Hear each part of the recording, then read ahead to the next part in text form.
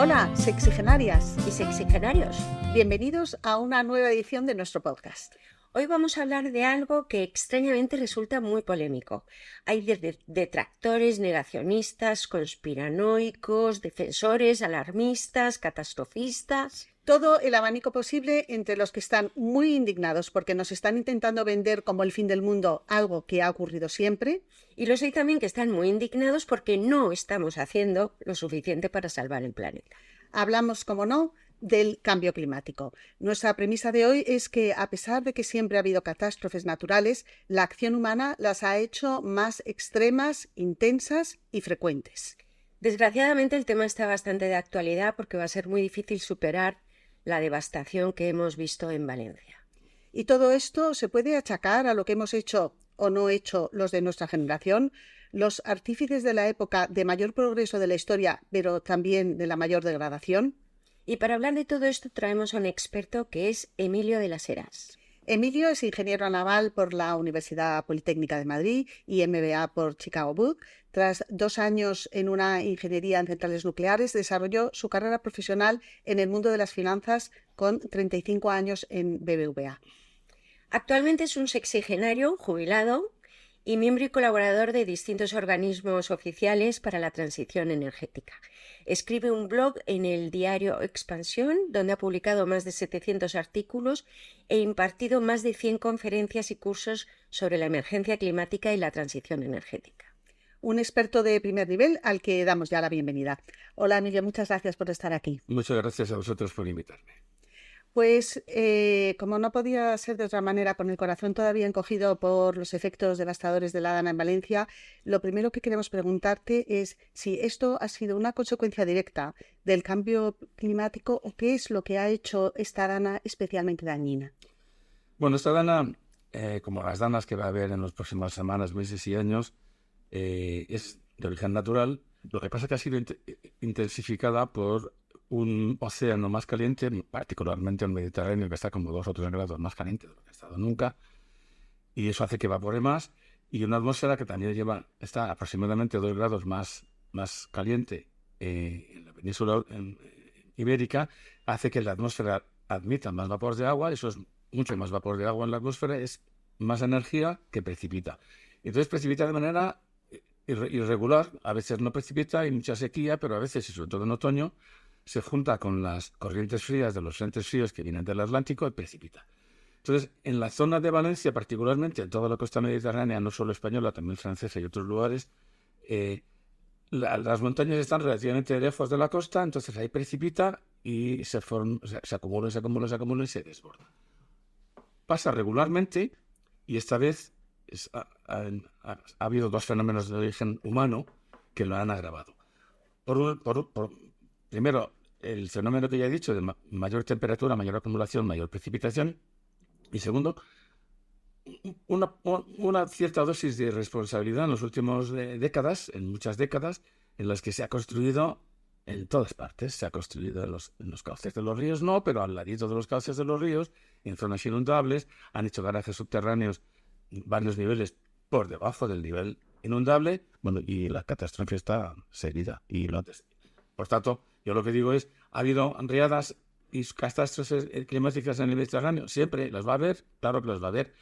El problema es que va a haber cada vez más y que si no adoptamos las medidas humanas, urbanísticas y de infraestructuras adecuadas, pues causarán más daño, porque si esto pasa en el desierto, pues ni nos enteraremos. Pero si pasa en una zona tan poblada como Valencia, Cataluña o la zona de Murcia y Almería, pues catástrofe está seguida. ¿Y cómo se soluciona? Además de no construyendo en cauces o en ramblas, haciéndolas más grandes, más profundas, haciendo más ramblas que salgan más. Yo creo que la perfección sería revisar todas las edificaciones en lugares inadecuados y derribarlas, directamente desviarlas, porque en algún momento va a ocurrir. Luego las ramblas, por supuesto, ampliarlas, limpiarlas, quitarles, hacer algunos muros laterales, hacer alguna presa aguas arriba para que contenga el agua cuando llegue. Es decir, hay un equipo de técnicos en los ministerios y en las confederaciones hidrográficas que llevan décadas proponiendo cosas que no se hacen porque son obras de periodo multielectoral. Es decir, se tarda 8, 10 o 12 años en hacer esto, son cientos, por no decir miles de millones. Políticamente, pues lo que no se quiere es subir los impuestos para hacer eso. O de traer recursos de otras cosas para hacer eso, cuyo resultado se va a ver dentro de décadas. Es decir, y se va a ver de manera pasiva. Es decir, esta vez se ha visto que si no llega a haber un desvío del cauce del Turia y una ampliación del cauce del Turia que ha llevado el doble de agua de lo que lleva el Ebro cuando crece y cuando se desborda, el doble de agua de lo que lleva el Ebro, es verdad que son fenómenos de naturaleza diferente. Lo del Ebro son 2 o 3 días de angustia porque lleva 2 o 3 mil metros cúbicos por segundo y se acaba desbordando. Y aquí son horas. Aquí son horas porque descarga la tormenta en las montañas valencianas o alicantinas o de Castellón y enseguida se concentra en los llanos y son horas. Pero claro, si no se llegan a haber hecho algunas de estas obras, la catástrofe hubiera sido monumental. Si el agua entra en Valencia, madre mía. Una pregunta, ¿esto del cambio climático, tú crees que es una emergencia mundial? Es una emergencia mundial sin ningún lugar a dudas. Es decir, antes has dicho una frase que se suele simplificar diciendo nos estamos cargando al planeta. No. El planeta lleva 4.500 millones de años, ha sufrido cambios como este y muchísimo más bestias. El planeta va a seguir aquí. El problema es para una sociedad humana civilizada que cada vez lo ocupa más y consume todo, el 60% del agua dulce, el 60% de los recursos pesqueros, el 60% de casi todo lo consume el ser humano. Entonces, para una humanidad que ya ha superado ya los 8.000 millones de habitantes y que va camino de las próximas décadas, o frenamos estos fenómenos de calentamiento global y impacto en los fenómenos meteorológicos extremos, eventos meteorológicos extremos, o las condiciones de habitabilidad van a ser muy duras para nuestros hijos y nietos. Entonces, claro que es una emergencia porque vamos a tardar 2, 3, 4 décadas en cambiar las infraestructuras necesarias, sobre todo energéticas, para dejar de acumular unos gases en la atmósfera que atrapan calor y que son la causa primaria de todo esto. ¿Podemos actuar sobre ello? Sí. ¿Cómo? Pues básicamente, analizando primero las causas de los 57.000 millones de toneladas que la humanidad emite al año y viendo qué es lo que se puede sustituir y qué no. Y dentro de lo que se puede sustituir, qué se puede sustituir con tecnologías existentes que sean más baratas que las actuales para que masivamente adoptemos esas medidas y nos permitan ahorrar algo para poder invertir, subvencionar aquellas tecnologías que todavía hoy no son más baratas que las existentes. El ejemplo claro es la generación de electricidad renovable, los coches eléctricos o la bomba de calor. Y, por supuesto, la eficiencia energética. Si se adoptasen en el mundo planes ambiciosos de eficiencia energética, gastaríamos menos, quemaríamos menos. Si toda esa electricidad que se genera fuera renovable, se emitiría muchísimo menos en lugar de quemar carbón y gas natural con renovables. Y si se electrifican los vehículos, el transporte y la calefacción, pues estaríamos resolviendo el 70% del problema. A mí una cosa, Emilio, que me llama mucho la atención es que en este mundo polarizado en el que vivimos, parece como si el cambio climático fuera una cuestión de creencias, un acto de fe en el que crees o no crees. ¿Qué evidencias científicas hay, digo, para que se las podemos mandar a Trump, incluso para que se informe un poco? Interesantísima pregunta. Primero porque, claro, nos centramos siempre en la temperatura media superficial, pero está la subida de niveles del mar, la desaparición del hielo en los casquetes polares. O sea, hay 30 y tantas magnitudes físicas medibles que la ciencia está midiendo y que todas dicen está pasando algo. Entonces, el origen del negacionismo es, primero, esto no está pasando. Bueno, como ya se ve que sí que está pasando, bueno, pero no es el CO2. Como ya se ve que es el CO2, bueno, pero no es tan grave. Y luego pasa... Ni es tan a corto plazo. Claro, no es tan grave porque además el CO2 es bueno para las plantas. El CO2 es bueno para las plantas en un invernadero donde tienes las demás magnitudes bajo control, la humedad, la temperatura y demás. En la atmósfera, el CO2 sí, no es bueno para las plantas. Es muy malo para la sociedad civilizada. Pero luego eso... Llega un punto en que entonces, bueno, sí, si nos estamos calentando, si es el CO2, si es de origen humano, sí parece que es malo, pero no podemos evitarlo. Claro que podemos evitarlo. O sería carísimo. ¿Quién paga la transición? No, no es tan caro. Cuando las renovables necesitaban subvenciones porque eran caras, estaban empezando. Ay, no, esto lo haremos, pero cuando sea rentable. Joder, si hoy un kilovatio hora generado con renovables cuesta la mitad que con gas o con carbón, 4 veces menos que con otras tecnologías, ya es rentable. Bueno, pero hay que financiarlo. Es que de verdad, son unos maestros en encontrar un problema a cualquier solución. No, que si las baterías hay que reciclarlas, bueno, pero si hay 2.000 millones de baterías de plomo que hay que cambiar cada 4 años y no te han preocupado nada en absoluto hasta ahora. Es decir, le van poniendo pegas a la tecnología. ¿Con qué ¿El finalidad? por qué? Yo creo que esto nace impulsado por las petroleras. Claro, el denominador común de todas estas corrientes negacionistas es, por ejemplo, la industria petrolera norteamericana o toda la industria petrolera, todos los intereses en torno al petróleo, gas y carbón en el Golfo y Rusia. Inicialmente no estaba politizado, pero no sé por qué razón eso se ha politizado hacia un arco del espectro, hacia una parte del espectro político en todo el mundo. Y parece que si escribes a favor del cambio climático eres progre, y si escribes en contra eres conservador. La inteligencia humana lo que tiene que intentar es, con su tecnología y su conocimiento científico, desmontar todos estos bulos y tratar de poner remedio. Bulos, me decías el otro día, empiezan con esto no es rentable, cuando lo sea invertiremos. No, ahora están que si el reciclaje de las palas, que si el reciclaje de las baterías. Vamos a ver, las palas ya se reciclan, ya en las empresas principales fabricantes de estas en Europa o Siemens Gamesa, por supuesto en las americanas y las chinas, ya empiezan a reciclar palas porque ya empiezan a retirar palas viejas. Hasta ahora no había palas viejas. Baterías, le pasa lo mismo. No hay baterías suficientes de coches usados porque los coches usados que hay, aunque son 24 millones o 30 millones, según si incluimos unos u otros, tienen una vida media de 5 años. Los más antiguos son los Teslas del 2012.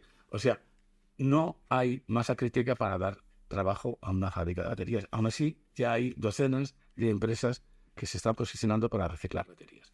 Que van a tener que tardar un poquito porque las baterías, después de su uso en los coches, van a tener una segunda vida en plantas de acumulación de excedentes de electricidad, pero durante décadas. Porque ya da igual que tengan un 10% de celdas dañadas. Hablemos de electrificación, que me gusta mucho a mí ese tema, que yo vengo del mundo del motor. He oído que en Alemania, con baterías utilizadas en los coches de segunda generación, iluminaban un estadio de fútbol. No sé si era en Múnich o... Sí, yo solo he oído del Ajax en Amsterdam. O del Ajax. El Ajax. Puede ser. El Ajax está iluminado todo con baterías de segunda vida. Claro, además, ideal me refiero, porque si tuviera que iluminarlo a las 24 o las 12 horas de la noche de los 7 de la semana, no podrían hacerlo.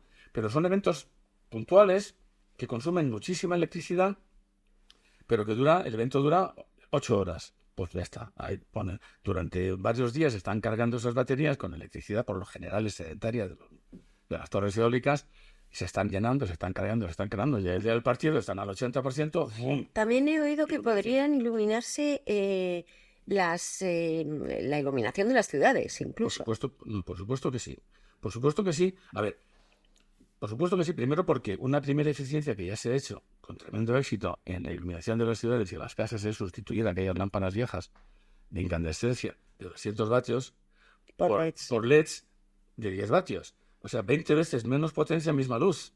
O sea, una auténtica maravilla. Ha pasado un poco desapercibido porque no se ha hecho gran alaraca, porque no ha habido enemigos porque, claro, no han competido con el motor de combustión, no han competido con la caldera, o no han competido con las centrales de gas.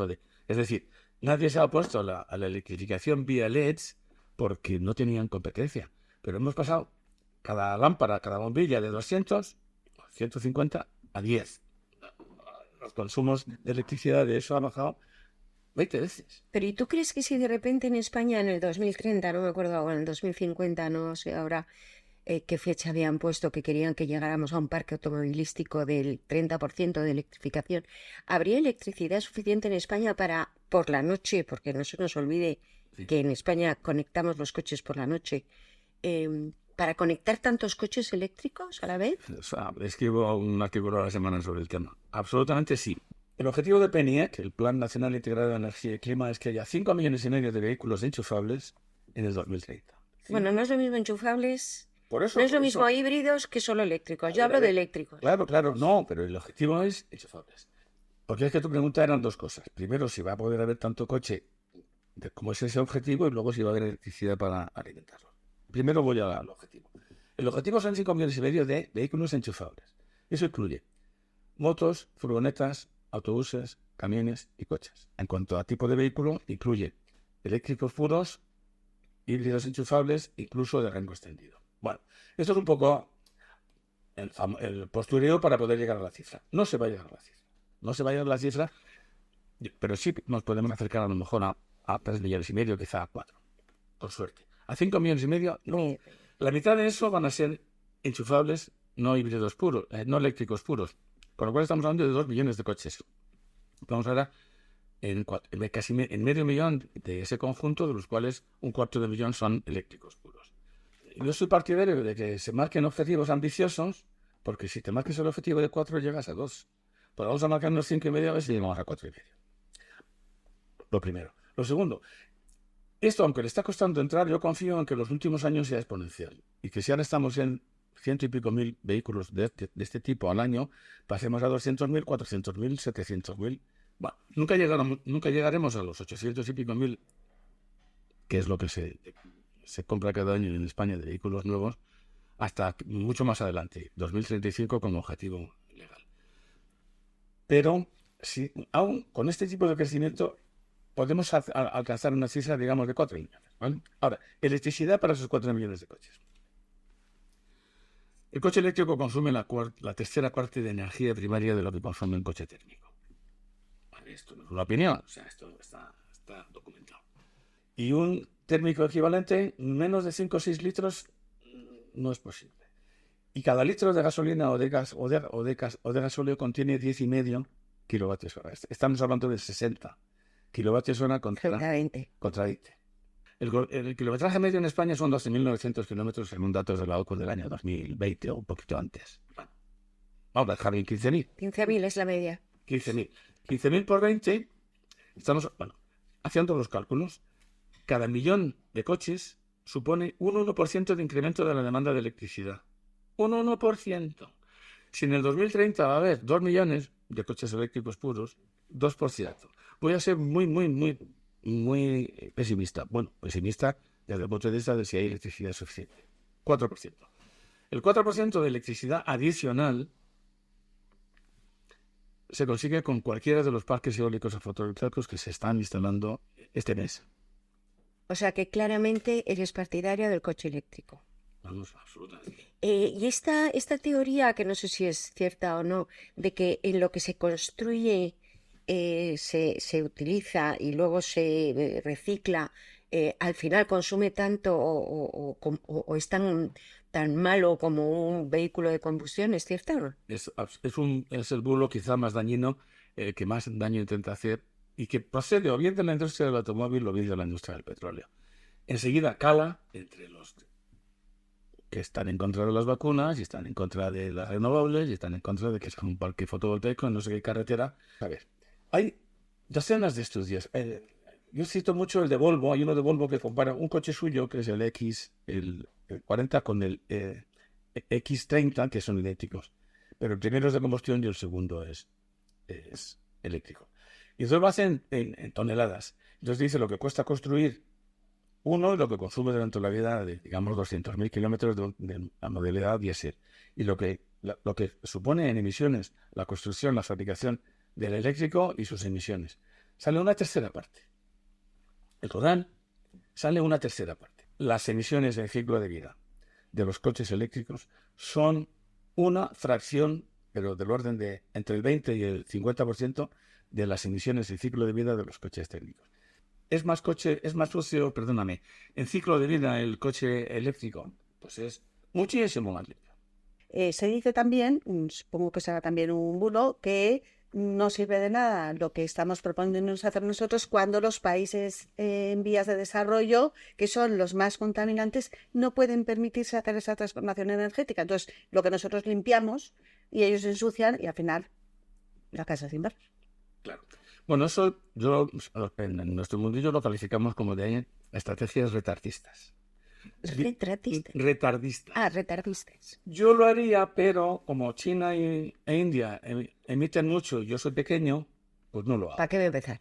Claro. El ejemplo más claro de eso es, claro, a veces digo, oye, es que China e India emiten más que Andorra. Por tanto, en Andorra no hacemos nada. Pero ¿cómo no van a hacer más que Andorra si en Andorra hay 50.000 habitantes y en China e India hay 3.000 millones? A ver, luego, eso en cuanto al presente. En cuanto al pasado, pero si China e India estaban en pañales cuando Occidente, sobre todo primero Inglaterra, luego Alemania, luego el resto de Europa, más Estados Unidos, han emitido el 70% de las emisiones causantes de este problema. Es decir, en cuanto al tema histórico, la responsabilidad es occidental. En cuanto al momento presente, es verdad que China, India y Asia y los países emergentes, que son 7.000 millones de personas, emiten más que los países desarrollados, que son 1.000 millones de personas, pero es que son 7 por 1. Bueno, con lo cual... ¿Pero per cápita también emiten más o no? No, en per cápita, no, hombre, no. Si tú ves las gráficas de per cápita, los de la izquierda son los países productores de petróleo, Estados Unidos, Canadá, la Unión Europea. China está al nivel de la Unión Europea. China, según qué métrica, está por encima de la Unión Europea, pero luego vienen todos los demás, es decir, que emiten poquísimo. O sea, si digamos que la media está en torno a 5 toneladas por persona, Europa ahí anda, Estados Unidos están en 15, los países del Golfo están en 20 toneladas por persona. Pero todo esto no es más que una foto del momento. A ti te preocupa más la foto del futuro. Bien, el futuro es preocupante porque si tanto los países, o sea, si los países pobres crecen en población y crecen en emisiones per cápita, hay una bomba de relojería porque quiere salir de la pobreza. Es decir, el día que todos estos países pobres que aspiran a vivir como los occidentales, además de crecer en población, crezcan en calidad de vida, o les damos las herramientas para que lo hagan de manera sostenible, o nuestros hijos y nietos van a tener un problema muy serio. O sea, lo que no me vale es, como ellos no lo van a hacer, yo no lo hago. No, perdona. Yo tengo la responsabilidad moral de hacerlo porque hay caso del problema. Primero. Segundo, joder, si es que en todas estas causas, generación de electricidad, transporte, calefacción, en todas estas causas del problema, ya tenemos tecnologías que son más baratas de operación que las existentes. Y además son limpias. O sea, son limpias y son más baratas. La única pega que tienen es que hay que desplegarlas, o sea, hacer una inversión inicial, desmantelar lo existente, y eso requiere financiación. O sea, hay que cerrar la térmica de carbón y hay que poner en su lugar plantas renovables. Tengo que deshacerme del coche diésel y poner un coche eléctrico. No de golpe 25 millones en España, pero sí a razón de un par de millones, como veíamos antes, de un par de millones o 4 o quizá 5 antes del 2030, otros 5 antes del 35, y luego ya veremos, largo plazo, que decíamos en finanzas. Pero, por ejemplo, los dos monstruos que has mencionado, India y China, sí.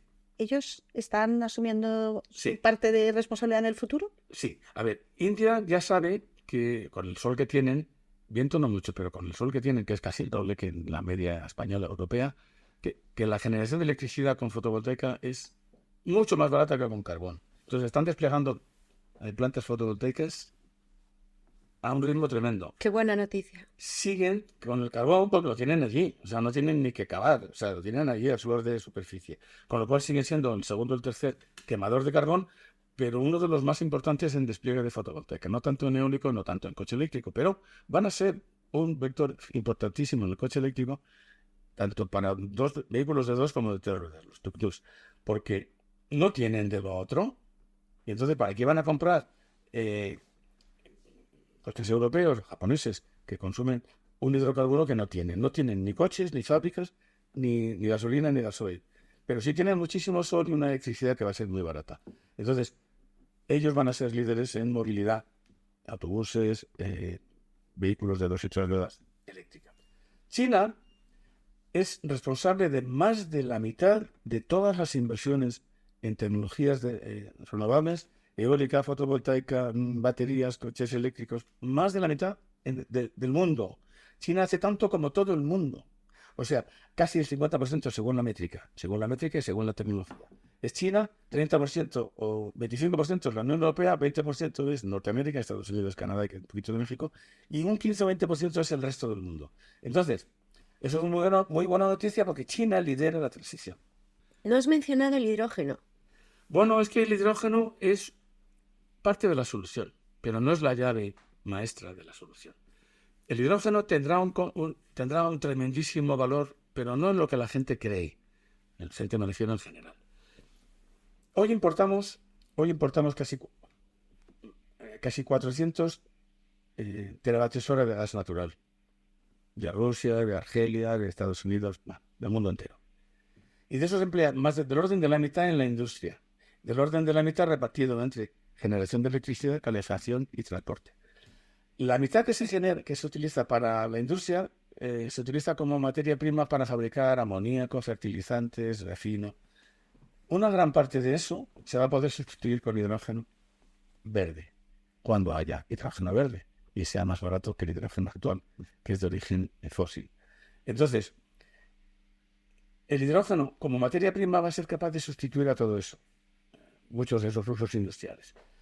No creo que sea capaz de sustituir el respaldo de electricidad, que tendrá que ser con biometano, y mucho menos, tampoco en calefacción, que yo confío en la bomba de calor, porque la bomba de calor, así como el coche eléctrico, consume la tercera parte de energía con el triple, con 3 o 4 veces mejor rendimiento que la mejor caldera. El hidrógeno va a ser clave para que podamos prescindir del gas natural. Y ese hidrógeno va a ser de origen electrolítico cuando las plantas eólicas y fotovoltaicas que hay que instalar de manera redundante, o sea, 2 o 3 veces la potencia instalada, va a tener que superar la potencia pico requerida, porque el sol solo brilla entre 1.500 y 2.000 horas al año según la provincia, y el viento solo sopla, según el sitio, entre 2.000 y 4.000 horas, pero digamos una media de 2.500 a 3.000 horas. Entonces va a haber que poner plantas fotovoltaicas y eólicas redundantes que cuando sople van a generar más de lo que se consume, cuando sople o haga sol, van a generar más de lo que se consume, que va a haber que almacenar, y para cuando no sople o no brille el sol. Entonces ese almacenamiento, que es parte clave de la transición energética, el pilar fundamental va a ser plantas de bombeo, baterías y otras tecnologías. Con lo cual estamos hablando de que lo que necesitamos para solucionar todo esto son políticas públicas. Totalmente. ¿Únicamente? No, sobre todo, pero no únicamente. A ver, ¿qué puede hacer cada persona individualmente? Pues hombre, son pequeñas medidas que si las hacemos, no digo 8.000 millones de habitantes, si en España hubiera 1 millón de personas que hicieran todo lo que voy a decir ahora, sería maravilloso. Pero tendrían que hacerlo 50 millones de habitantes, 500 en la Unión Europea, 1.000 en todo Occidente y 8.000 millones. A ver, yo confío en la iniciativa individual del ciudadano e intento practicarla. Pero creo que no es... A ver, hay que multiplicarla por 8.000 millones, que es mucho, ¿vale? Entonces, ¿eso qué es? Pues tu próximo coche que sea eléctrico, si tienes una primera vivienda, una segunda vivienda o una comunitaria como esta, estar a favor de poner, de instalar paneles fotovoltaicos para, por ejemplo, toda la electricidad que consume la comunidad, o para la que consumes tú, o para la que... Aerotermia, es decir, bomba de calor aerotermia que consume la tercera parte de energía que da mejor caldera, poner LEDs en todas tus, no sé qué... Reciclar, cambiar las ventanas de tu casa si ves que entra ruido, o si entra ruido, entra frío, o calor en verano. Es decir, obras de... Cada uno haga lo que pueda, ¿no? Pero, ¿qué puede hacer el ciudadano? Pues un montón de cosas que sumadas dan algo, pero que hay que multiplicarla por mucho para que sean realmente efectivos. ¿Qué es lo que realmente va a impulsar el cambio de comportamiento de la sociedad? Políticas públicas potentes. Las de la Unión Europea me parecen mejorables, pero de lo mejor del mundo.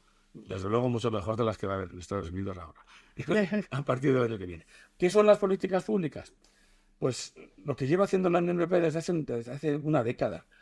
Fomento de las renovables, plan de eficiencia, plan de regeneración de los edificios, plan de electrificación de vehículos, de bombas de calor. Y todo eso, ¿cómo se hace? No solo pues empujando, o sea, con políticas positivas, que es promover lo bueno, políticas negativas, prohibir lo malo. Y entre medias, políticas intermedias, que son penalizar lo malo. Es decir, elevar los impuestos a las a las actividades que están causando el problema. Es decir, subir el impuesto especial de hidrocarburos, subir el impuesto... Es decir... ¿Y subvenciones? También, subvencionar lo bueno con el dinero que obtienes, penalizando lo malo. A ver, si no nos creemos la mayor, estamos perdiendo el tiempo. Pero si nos creemos que la acumulación de gases que atrapan calor están causando problemas que van a ir a más y que van a, con riesgo de irreversibilidad y de romper algo que sea difícil de arreglar y que vaya a hacer la vida muy difícil en la sociedad humana del futuro. No hacerlo no es una opción. Sería, no hacerlo, hacerlo a lo mejor ya estamos en grado y medio de calentamiento sobre los niveles preindustriales. El hacerlo bien a lo mejor esto sigue, 1,8, 1,9, 2, 2,1, 2,3, mal. Hijos y nietos con problemas en todas partes. Pero no hacerlo es esa subida mucho más rápida y a lo mejor llegar a 3, llegar a 3,5, llegar a 4 grados. Bueno, eso es... Yo lo escribo como condiciones del planeta incompatibles con una sociedad humana organizada. ¿Habría un punto de inflexión? ¿De Puede- no vuelta? Puede haber, los científicos, el otro día leyendo una entrevista a un tío del Potsdam Institute, catedrático de ciencias del océano y de la atmósfera, o sea, una eminencia. Y él decía 50% de probabilidad, catastrofista, 50% de probabilidad de romper algún punto de no retorno. Y aquí los de las compañías de seguros dicen que funcione el principio de precaución. El principio de precaución es, a lo mejor este tío, catedrático de ciencias de la atmósfera y de los océanos de la Universidad de Potsdam, está equivocado. Eso no pasa. Pero ¿cómo acierte? Si nos queremos eso, pues hay que tomar las medidas. ¿Y cuáles son las medidas? Subir los impuestos a los hidrocarburos, subir los impuestos a las actividades contaminantes. No se ha ido prohibiendo lo malo según hemos sabiendo que era malo. Pues prohibamos esto porque puede causar serios problemas. ¿Y cuánto de ese dinero que hacemos? ¿Nos lo quedamos, lo repartimos? No, se lo damos a aquellas tecnologías. Ya no les hace falta, por ejemplo, a las renovables ya no les hace falta ayuda. Pero sí le va a hacer falta, por ejemplo, a la nuclear nueva, que es un tema también muy polémico.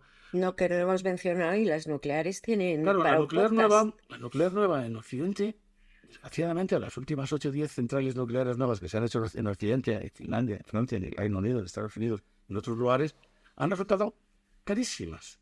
O sea, toda la literatura técnica cada semana sale algún documento en el que te muestra los costes de producción de electricidad con las tecnologías, desde la más barata que es la fotovoltaica hasta la más cara que es la nuclear, pues se van reafirmando una detrás de otra. La nuclear es limpia desde el punto de vista climático. No emite CO2, es de las más bajas en emisión de CO2. Entonces, claro, ¿quién va a gastarse 20.000 o 30.000 millones en hacer una nuclear nueva que además están tardando entre 15 y 20 años en construirse? Ahora, ninguna eléctrica se mete en esa original. Ahora, si parte de la ecuación energética del futuro supone un 7 o un 10% de nuclear nueva y no se construye porque ya se ve que es carísima, a mí me parece bien que parte de lo que se recaude en impuestos a las industrias contaminantes sirvan para subvencionar a las nucleares. El coste de la transición energética, asumiendo, como dices, que hay que hacerla sí o sí, será enorme. Pero ¿es que podríamos permitirnos el coste de no hacerla? Radicalmente no. Es decir, el coste de una transición inteligente será enorme, pero primero es asumible, porque es duplicar el ritmo de lo que se está haciendo, duplicar o triplicar según el sitio de lo que se está haciendo y se puede hacer. Ahí estamos hablando de 30.000 millones al año, pues se hacen. Primero, hay que hacerlo. Por tanto, no hay discusión. Segundo, no podemos pagar. Tercero, se paga solo, porque lo que tenemos que hacer es soltar esos 32.000 millones, pero en menos de 5 o 6 años, según la tecnología, el retorno vía electricidad barata lo tienes garantizado. O sea que la solución no es fácil. Afortunadamente tenemos un conjunto de tecnologías limpias que ya se han demostrado más baratas, por tanto así. Emilio, podríamos estar horas hablando contigo de este tema porque me tiene totalmente enganchada, pero en fin, creo que se nos pasa el tiempo y tenemos ya que despedir este episodio, pero te agradecemos infinito de verdad que hayas estado con nosotros, ha sido muy clarificador. Un placer. Lo explicas además para perfectamente bobas. Para niños y ministros, que decían. Hazme una nota para niños y ministros. Bueno, pues me considero ministra. Sí. Te lo agradecemos infinito, de verdad. Ha sido un placer. Espero que hayas estado a gusto. Sí, he estado muy a gusto con vosotras y espero que el podcast lo escuche y vea mucha gente y bueno. Nos has enseñado mucho. Sí, hemos aprendido un montón. Muchísimas gracias, Emilio. Y damos también las gracias a nuestros oyentes por escucharnos un mes más y les emplazamos a que nos manden sus comentarios, que nos ayudan mucho.